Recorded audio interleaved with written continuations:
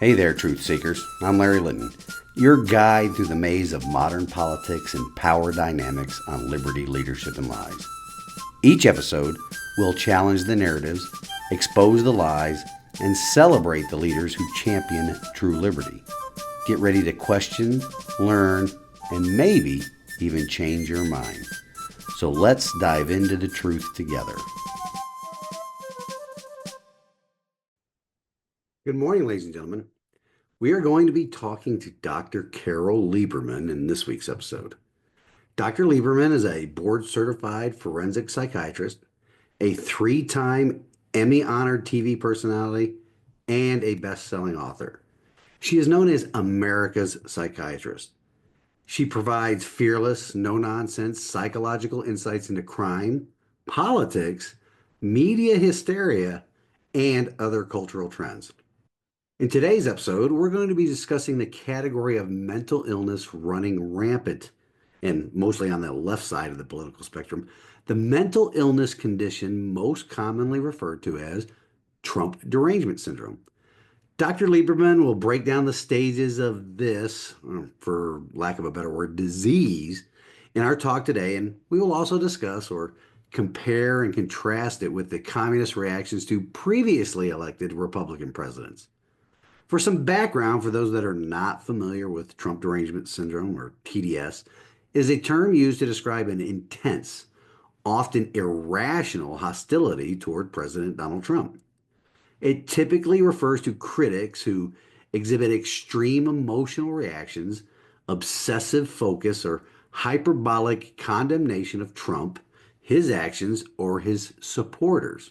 Sometimes, really all the time, to the point of distorting reality or overlooking contradictory evidence.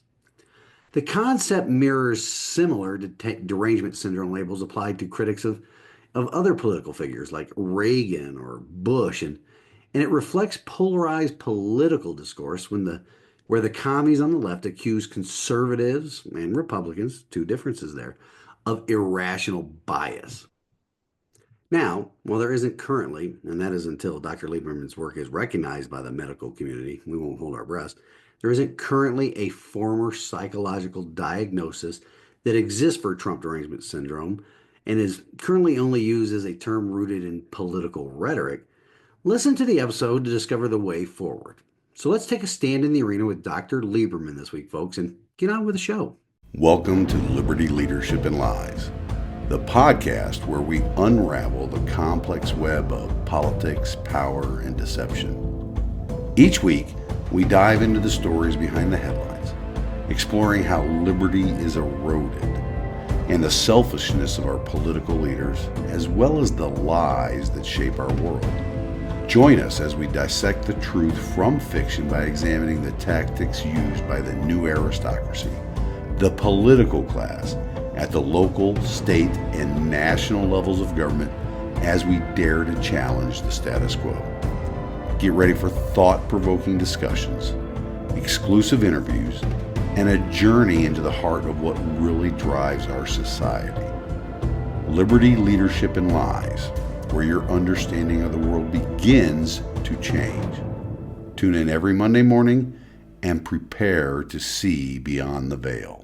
All right, ladies and gentlemen, well, welcome to the audience today, or to the show today, Dr. Carol Lieberman. She's also known as America's Psychiatrist, and she's got a lot of great thoughts out there that I'd like her to share with the audience. But first, Doctor, why don't you give you a brief introduction of yourself to the audience, please? Okay, I am a psychiatrist. I also have a master's in public health. Um, I do a lot of different things. Of course, I treat patients. I'm also an expert witness for criminal and civil cases. I write books. My most recent, and the one that I'm the proudest of, is Lions and Tigers and Terrorists, Oh My, How to Protect Your Child in a Time of Terror. And the first half of the book is for grown-ups, how to talk to kids about terrorism and so on. And the second half is a children's book, children's pictures and so on. But it really tells, it's a serious why terrorists want to kill us. And, it goes 9/11, the underwear bomber, everything, the highlights of terrorism. Wow. And And then, of course, I do television and radio, and I host my own podcasts, the Terrorist Therapist Show, and also Dr. Carol's Couch. And and I've written books. I've as I said, what else?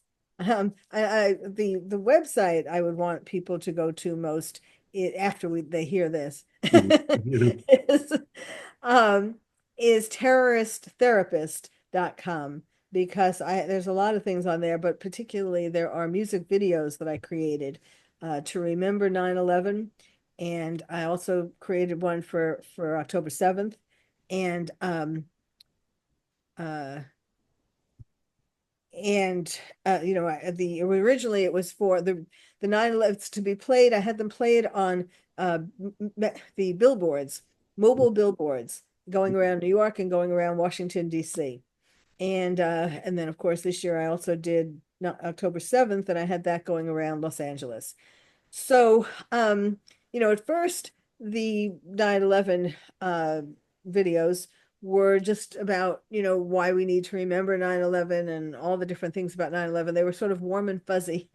But this past year, I updated it. I made it a warning that people need to realize that there are terrorists in America now, and that we are, more vulnerable to terror attacks now than we were on 9/11. So it's not just, of course, about remembering the people who died and so on, but it's also about waking up. Americans are so asleep as far as what is to come, or what is here. Absolutely. And I'll hang that website for the audience. I'll hang the website in the description of the video and the audio podcast, terroristtherapist.com. What's interesting, and one of the topics that we'd like to talk about today is something that you've spoken about before, and it's the Trump derangement syndrome. Yes. Let's give us a little bit of insight about that. Well, Trump derangement syndrome has been around since he first ran for president. But it has exploded. It was nothing like what it is now. Um, Back then, people weren't as violent as they are now. So I define Trump derangement syndrome as an irrational, quasi-psychotic hatred of anything Trump, resulting in rage and over-the-top efforts to destroy him and his work. So, of course, this kind of, um, anything Trump, so that you can understand why there's all this destruction of Teslas, for example. Right, because he's associated with Elon Musk, Right. and that's just amazing to me. The people that preach peace, love, tolerance. They'll have the coexist bumper stickers all over their cars. Yet they do not want to have anything to do with trying. Just the mere mention of his name Yes. seems to send them into a psychotic rage. But let me ask you this: is it unique to Trump, or have we seen episodes like this in the past with Well, other I personalities? well, I think what's happening to Trump is unique in the intensity of it. Right. There have been other people we have hated. I mean, for example, supposedly there was a derangement syndrome for Bush, but I never heard about it. It wasn't as widespread as the Trump derangement syndrome. Uh, so, I mean, then there are some celebrities who we hate, but that's different. There is Now it's gotten way out of control. And there, I defined it, I divided it, described it as in three different types. The mild cases, the moderate cases, and the major cases. Mhm. And um the mild cases are people who like yell at the television set when Trump comes on. They or also they uh may speak on TikTok. Maybe they do rants on TikTok. Then the moderate, and I have other descriptions of what defines a minor case. And an example of a minor case, although I think I'm being overly generous in this, is the ladies of The View. Especially Whoopi Goldberg and Joy Behar.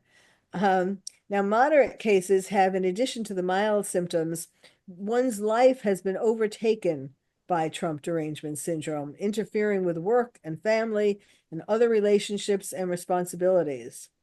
And the description also includes threatening, following, or assaulting people who wear MAGA hats or other MAGA clothing or carry MAGA collectibles, committing road rage upon seeing a Trump bumper sticker on a vehicle, things like that. And examples of moderate are, well, I'm sure you probably heard of this. A woman, it was recently, a woman on the subway in New York. She saw a young man with a MAGA hat. You saw it, and Right. she calling him racist and all that. And it was hard to tell exactly what ethnic background he was, but he was not white. And so he kept saying, how could I be racist? Right. But Well, she in their terminology, he's then white adjacent. Yes, right. So after she was yelling at him and so on, she then, when the train stopped, she chased him outside onto the platform and she ran after him to try to grab the hat, and she ended up falling on her face. Mm. So that's what you get for. So major cases, in addition to having mild and moderate symptoms, um, include quitting one's job or leaving one's family to work full time to try to stop Trump, leaving the US in protest of Trump and establishing residence in another country, doing something illegal to try to stop Trump, such as bribe a judge to stop one of his executive orders, threatening a major figure in Trump's administration up close and personal, attacking someone's personal Tesla, a Tesla showroom, or a manufacturing facility, doxing Trump supporters and making swatting calls, and then fantasizing about harming Trump oneself, or joining a nefarious group plotting harm to Trump, or arranging for someone else to harm Trump, even though you know that the punishment would be severe. And some examples of major cases are Rosie O'Donnell and Ellen DeGeneres, who have moved, Rosie to Ireland and Ellen DeGeneres to England. And then the New York Attorney General, Letitia James. And well, all these wave of swatting attacks and so on, which really should be considered domestic terrorism. And then there are some symptoms besides like a general descriptions of these three types. There Mm. are symptoms that can be associated with it, like anxiety, depression, obsessive compulsive disorder, hysteria, paranoia, sociopathy, psychopathy, suicidal thoughts, delusions, loss of touch with reality, mass psychosis, anger, irritability, or rage. So, That's everything you see on the television today. that's right. I think a lot of the hosts on certain channels can fit into these categories. Absolutely. I do remember the quote unquote Bush derangement, but Oh, the really? difference between that was the Bush presidency, George W., they never attacked back. And in fact, most Republicans would never fight back. That's what makes Donald Trump different. Is because he'll take it and then he'll dish it back out, and it Yeah. just escalates them. Yes, yes.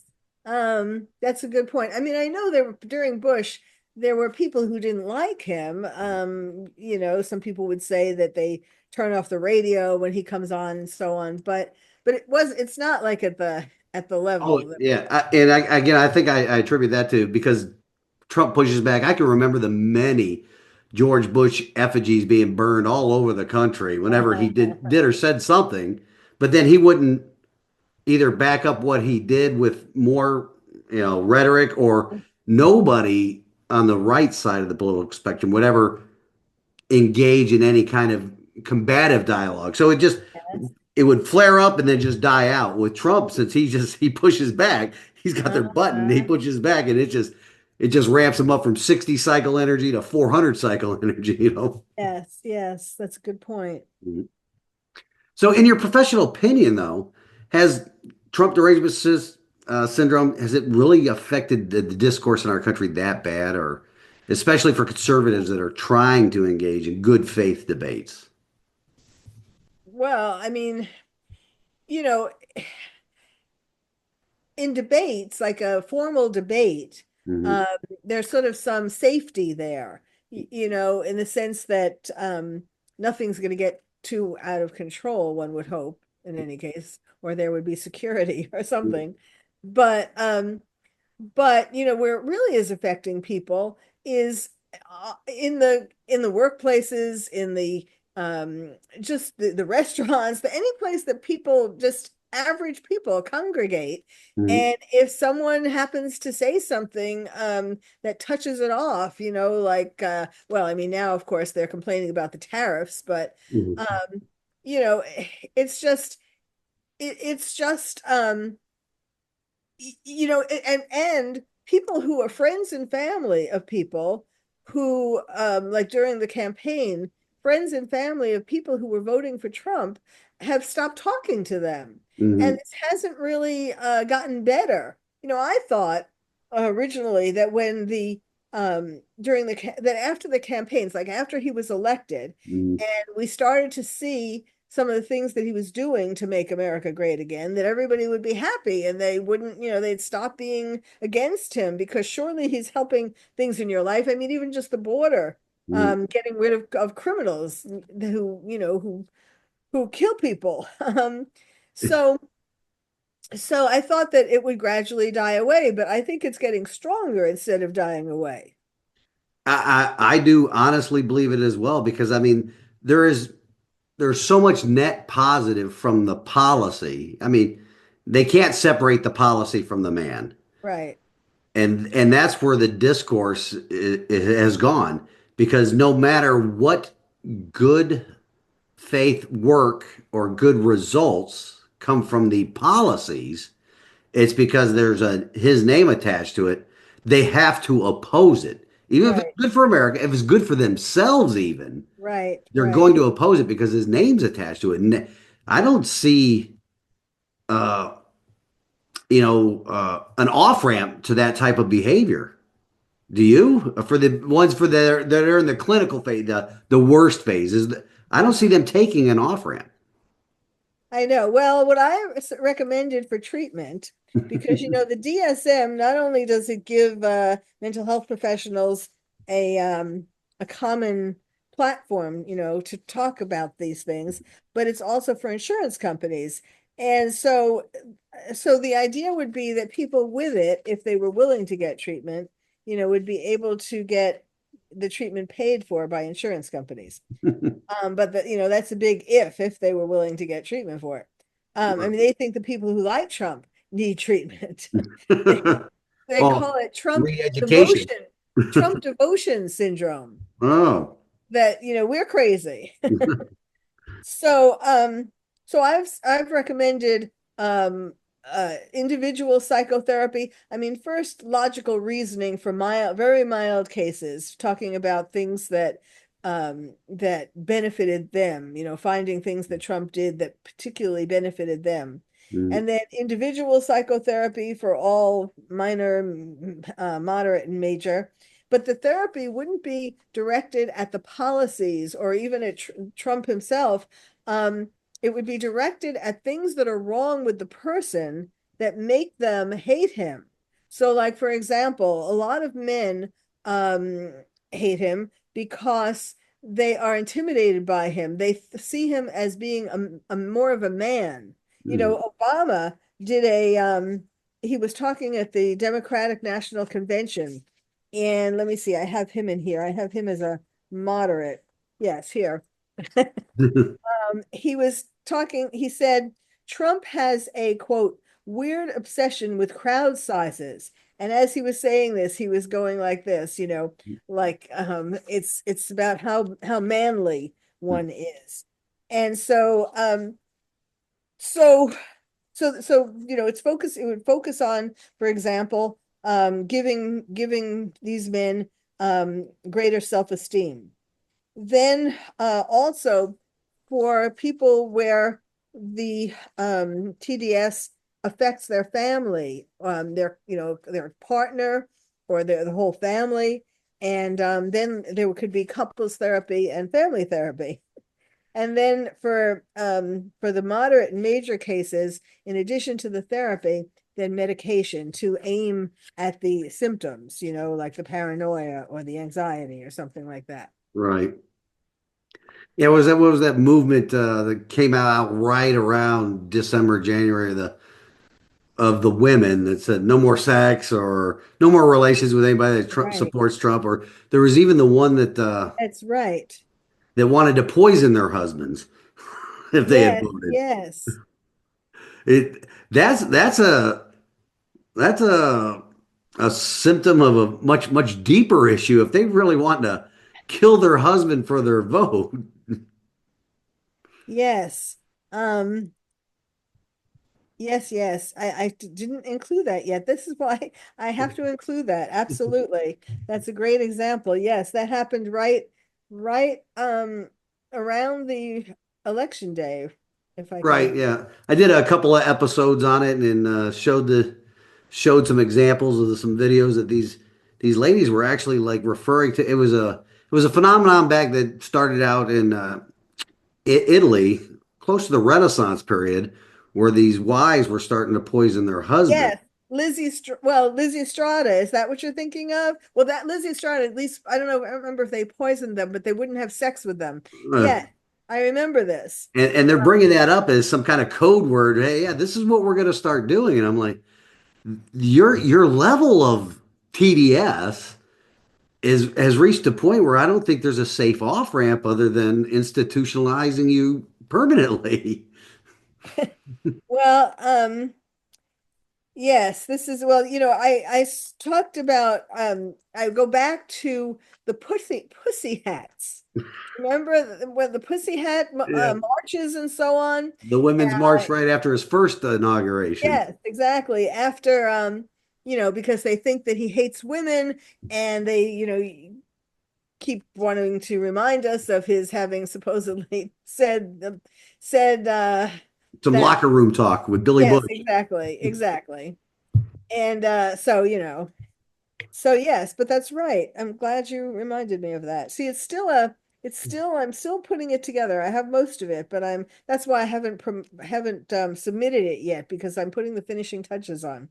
Oh, okay. So this is a work in progress that you for fellow clinicians to treat these people, or Well, yes, I mean, if it were in the DSM, then all the psychiatrists would know about it. right?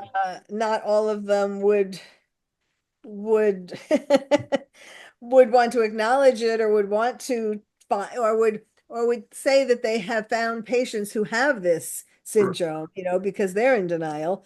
But yes, it would be possible for them to know how to treat them. I think Yes. if you took the Trump out of the Trump derangement syndrome title and Yeah. put personality derangement syndrome, it might get support from the medical community.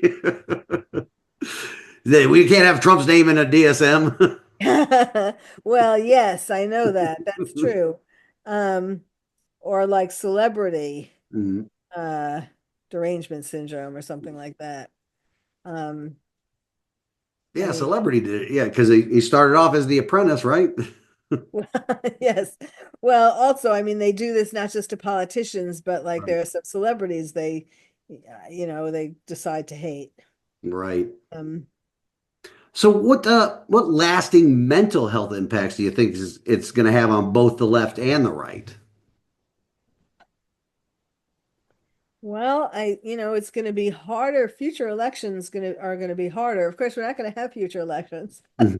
because Okay, Trump is going to remain in power forever. right. A third term and a fourth term um but I mean it's setting a bad precedent. I mean, at least on the positive side, Mhm. at least this election was too big to fix. Was that the Too big to rig. too big to rig? That's it. Mhm. Big to rig. Which is already an improvement, Mhm. from the last election. But it does and I don't know who the Democrats are going to come up with to run in the next uh presidential election. but because there's nobody who, I mean, I know Gavin Newsom thinks he's going to be the one, but Right. man, as a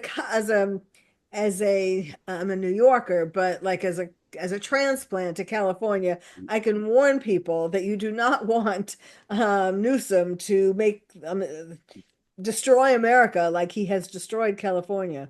Right. He started off on this, I mean, immediately. It's been just a month now. He started off with this trying to put this patina of moderation on him by having this podcast with only conservative voices coming on it. Yes, yes. Kind of ridiculous. I mean, that's how you win. You have a podcast. And he's tried to change some things, or he's claiming that he's going to change some things, in the schools in California. I mean, it's really bad here about, I mean, there are a lot of things that are really bad, but particularly in the schools, they have such things as if a child tells a teacher that his parent isn't affirming the sex that he decides that he is, Mm, then they can take the child away from the parents. yeah, I that's mean, it's crazy. this, and that's already happened. I think in Washington State, it's already a policy in Oregon. I saw uh, Matt Walsh had something on about some parents with a child that was on the spectrum hanging or decided to tell a former teacher about it, and this former teacher and her partner Huh. are keeping this child in their house, and the police wouldn't even do anything about it. It's kidnapping. It's a minor, Oh, wow. but they won't do anything about it because it's gender affirming care. I have my whole thought process on that. That's not gender affirming. That's continuing a lie. I don't think anybody should be forced to live in somebody else's fantasy world, and that's Yeah, what a lot of government institutions are starting to do is making you participate in their mental illness. right, right. It's child abuse. Mm, And it really, the sooner it stops, the better. I mean, Trump is trying to stop it in hospitals and clinics that get federal funding. mm, So there is going to be this strata of kids sort of caught in the middle, but and they're going to need extra therapy and so on to decide which whether they should go back or forward. you're right. It certainly is going to be a godsend for the children behind them, the children who would have gotten into this program. And it's so absurd because the doctors, the mental health professionals and doctors, other doctors who make the decision on whether the child should go forward with hormones or surgery or whatever. They interview the child for like sometimes I've heard even a half an hour, but like usually, let's say an hour. You can't determine whether a child has a sexual dysfunction, gender dysfunction disorder in a half an hour. I mean, for most of the kids, they're upset. I mean, they're not, they're having problems, psychological problems, but it's due to things in their life, like their parents getting divorced, or Mm, like their best friend breaking up with them, or their boyfriend breaking up with them, or something like that. The boyfriend breaks up with them. Oh, well, I better not be a girl anymore. I think it would be better if I was the boy, and then I got to break up with. right. I mean, it's stuff that people my age and older we went through as children, but we didn't decide to go castrate ourselves or Right. stuff like that because I think common sense was very, very prevalent back in the day. I'll use back in the day. Yes, yes, yes, exactly. It's really just common sense. Trump is bringing common sense back. And Absolutely. um, and it's very sad because, like, you talk about the American Psychiatric Association. I went to their website just recently because I was looking to see, what the best way would be to promote this or or present it, or, try to get it going through their decision makers. Um, and the website has totally changed. It is all so woke. It's all DEI this. There are committees to make sure that everything is DEI, and I mean, it's just, it's like, and the horrible thing is, that you kind of would want to count on psychiatrists or regular MDs. The AMA is horrendous as well. They have become so woke. And so when you kind of have these people who you count on to have the common sense, or to have more than common sense, to know, to understand the problems that these things cause and so on. And when you have these, when you've sort of hijacked the mental health professionals and the regular doctors, who do you go to for help? Right. I mean, not with TDS, but I'm just saying in general. Like I had a mother the other day tell me, she was talking about how she's taking her child out of school, doing homeschooling because of how the schools are. And she said, and I even have to do a lot of research to pick a psychologist or psychiatrist because they might well be woke, and I don't want my child being influenced by that. Absolutely. And that was a topic of a previous episode that I talked about, but it's the money behind all of that that really drives it. People may not even be ideologically bound to transgenderism or wokeness, but they are definitely financially bound because there's money to be made. I mean, for Yes. instance, with the transgenderism, it's a lifelong patient. Yes, yes. I mean, I think all of these doctors should lose their license, Hmm. because yes, it is totally greed that for most of them, it's not the ideas, ideology, as you were saying, it's Right. the money, show me the money. Which is in every aspect, and you know who's paying for all that? It's the taxpayers of America. We're finding that out with the amount of fraud, waste, and abuse that Elon's Yes. discovering. But let's get for back to the TDS for conservative listeners, which is like 99.9% of my show, Mhm. who encounters Trump derangement system syndrome in their daily lives at Right. work or with their family. What practical advice can you offer those people to handle these interactions without losing their cool? Well, it's hard when the person is your husband or your wife. Like it's hard to get away from them, cousins and so on. Not that that's ideal to just never see your cousin again, but and if they don't want to go to a psychiatrist for TDS, I mean, to get the person to go to a psychiatrist for TDS, um, it's very hard. I mean, the main thing would be to try to not discuss things that are going to lead into, or like if you're watching the news and Trump comes on, turn it off. Or, it's avoidance, and that's not the ideal way of handling it. But a regular person isn't going to be able to sort of talk about the man's self-esteem or something like that. That gets too complicated. Right. But and too much, that also the TDS person is not going to want to hear it from their spouse or from their friend, or so who are you talking, who do you say doesn't have as much self-esteem? So um so it's kind of like trying to avoid the topics. I mean, I was suggesting when it was the holidays that people having people over for Thanksgiving, or the Christmas, Hanukkah, and New Year's holidays, um, put a glass on the table and have a rule that you are not to talk politics. And anybody who talks politics, starts to talk politics, has to put $1 or whatever, a quarter, something in the glass, and the money goes to charity. Definitely not to a Tesla charity though.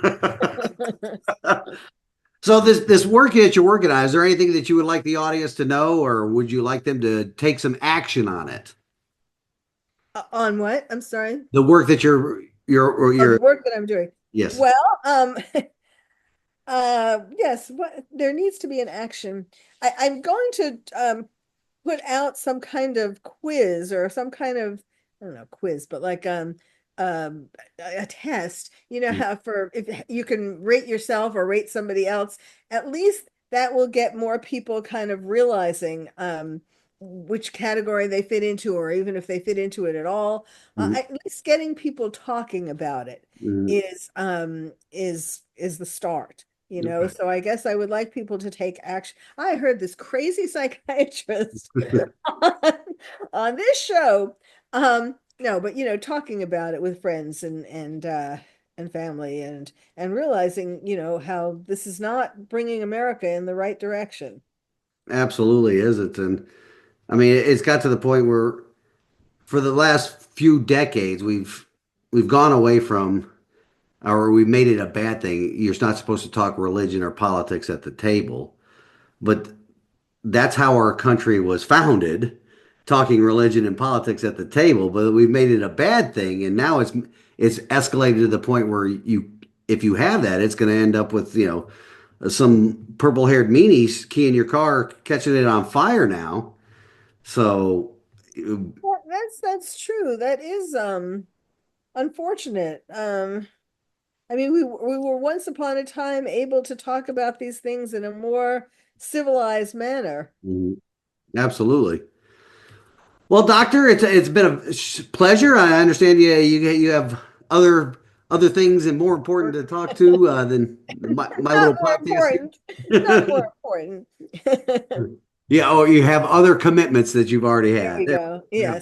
Yes. And we really appreciate you joining the podcast today. And like I told the audience, I'll hang that link to your website in the comments here, and I encourage everybody to go check her out and see what she has to say about Trump derangement syndrome. Well, thank Dr. you. Lieberman, thank you very much for joining us. My pleasure. Bye bye. Bye bye. All right. Well, hey, appreciate you coming on the show. If you got any more to come out, just have your people reach out to me. We'll be glad to have you back on. Absolutely. Thank you. Thank you, doctor. All right. Bye Bye bye. bye.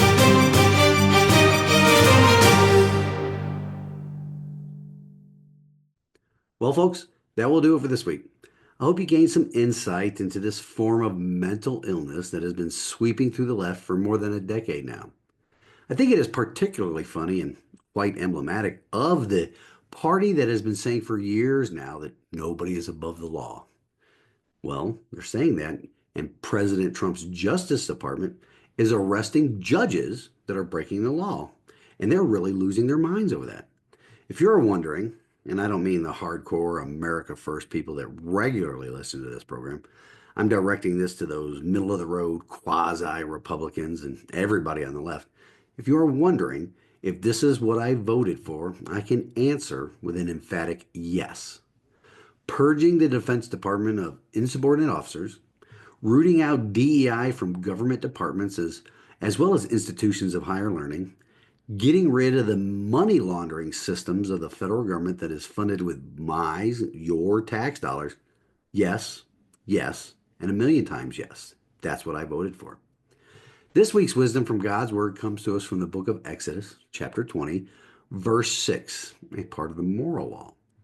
You shall not bear false witness against your neighbor. False witness, or lies, are the tools that underlie or serve as the cornerstone for the way our government has been robbing us of our liberty for generations now. We will be discussing that some more in the next few episodes when I have a very special guest on the program. Mr. C. Richard Archie of the Tennessee Firearms Association will be on the show to discuss the failure of the so-called Republican supermajority in our Tennessee General Assembly to honor their oaths over the course of these next few episodes.